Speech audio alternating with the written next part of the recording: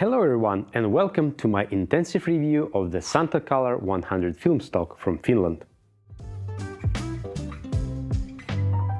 In this review I'll share my experiences with Santacolor 100 film stock and give you an in-depth look at its performance, exposure limits and scanning process trickery. Let's go!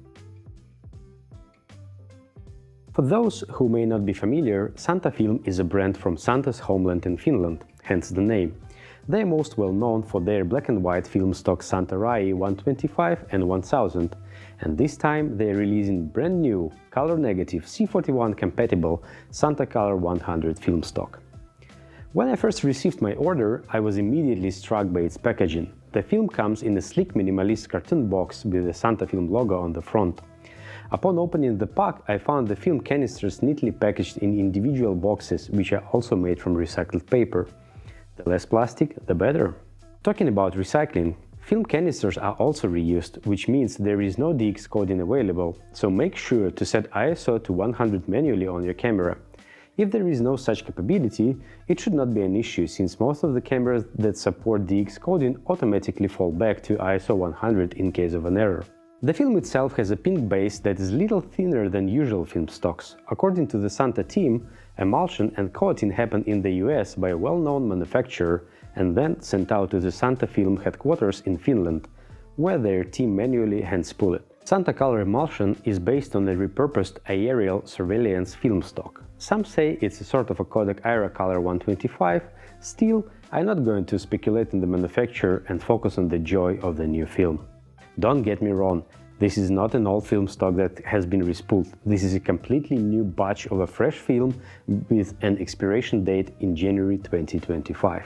Okay, you're gonna ask, how much will this stock cost if it makes such a long journey from the US to Finland, where it's manually spooled and then sent out to you? The sad truth is that not so long ago, when the roll of Kodak Ultramax or Gold cost 5 to 7 euros, there was no commercial reason to release a new product on the market with a price comparable to Kodak Portra 400.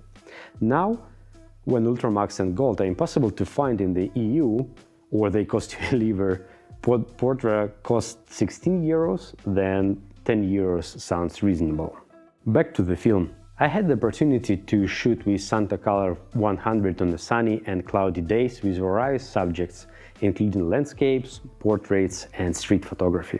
Santa team says that their film stock is very color accurate and has an exceptionally fine grain in detail, and it also can be pushed to 800 ISO for slightly more contrasty but beautiful results.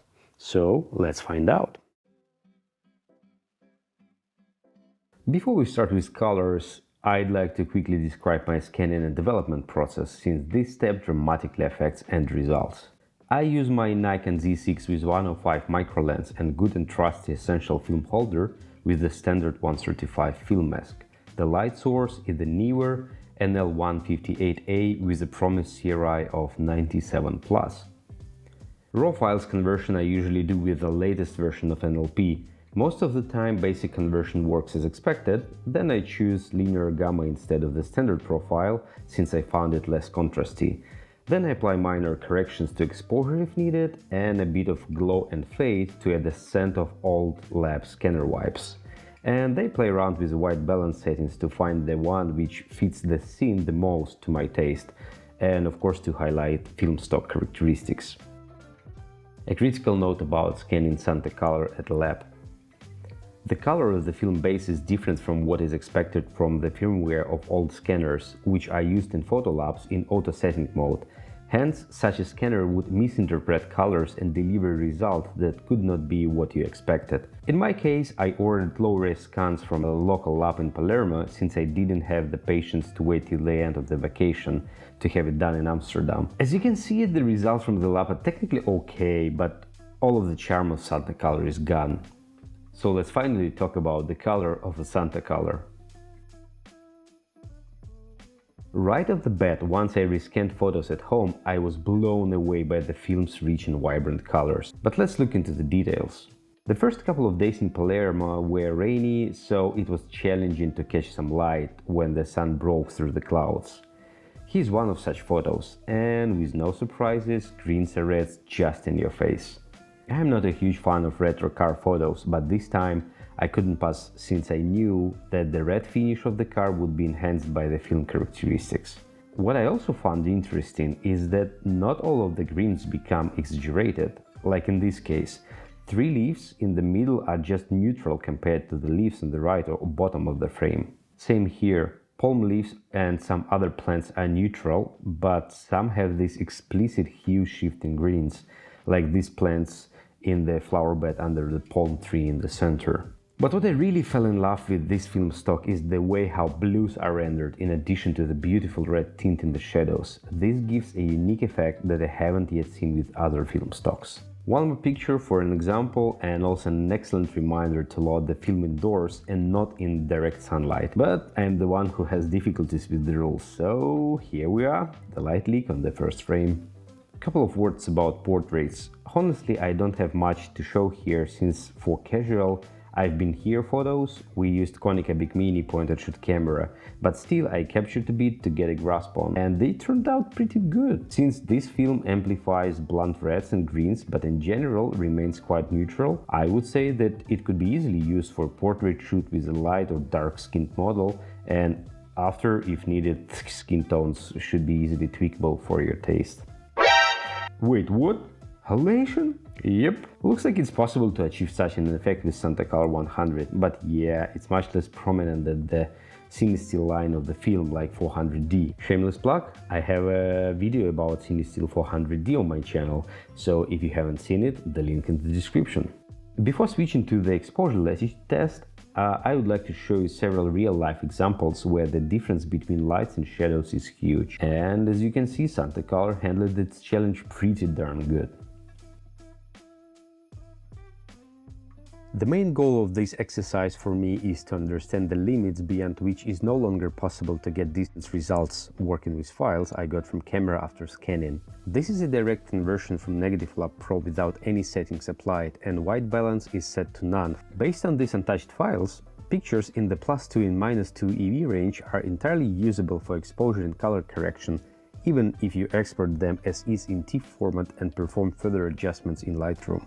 But before we dive into in-depth comparison, first I need to make colors consistent between all of the photos since NLP applies some auto color correction during conversion. Here we go. From the first look, extremes like -4 and +5 look okay, but let's check it out in detail. This is how -4 stops looks compared to the correctly exposed image. From the good side, you have something visible at least. From the other side, there is a little left from the color perspective and shadows are non-existent. -3 stops already look a bit more promising. Colors are still dull, but overall contrast is improved as well as info in shadows. Now we are talking. The colors are mostly back, or at least become workable. Objects in the shadows become much more visible, but still a little bit grainy. Underexposure by 1 stop looks very forgiving. Differences in colors are barely visible, if visible at all. Shadows are almost the same, maybe a bit grainy. Overexposure by 1 step feels the same as the previous comparison. The colors are great and the shadows become more prominent as expected. The only thing is that some strange blue color cast appeared. So let's look at what +2 looks like. Colors are still fantastic, maybe a bit more contrasty, but the blue cast in the shadows becomes more prominent. So +3 EV is where the color distortion starts happening. Of course, the image still looks decent, but the loss in color saturation and increased contrast become clearly noticeable. The blue color cast in the shadows become more amplified as well. +4 is the last frontiers for me.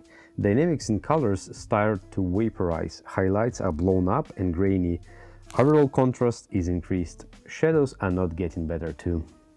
And finally, 5 stops of overexposure. The situation is the same as with -4 stops, you still have an image, but the rest is beyond repair. But okay, let's not forget that this picture is overexposed by 5 stops, and you still have room for editing to save a moment. So this is how it compares with the direct conversion from NLP. Let's look at the comparison once again. Santacolor 100 is definitely a versatile film stock. Based on my test, which is by no means properly scientific one, I could say that Santacolor could easily handle a complex scene with a 6 stops difference between lights and darks, and only after it will start distorting, which is by no means amazing result for a color negative film stock. Overall, I'm extremely impressed with the Santacolor 100 film stock. It delivers beautiful, vibrant, yet stylish colors and a fine-grained structure, and it's versatile enough to be used in various lighting conditions, even during the blue hour with high-speed lenses. If you are a film photographer looking for a high-quality film stock, I highly recommend giving Santacolor 100 a try. Thanks for watching, and I hope you find it useful and informative. As usual, let me know if you liked it or disliked it and drop me a message on Instagram or whatever. Happy shooting and see you next time. Bye!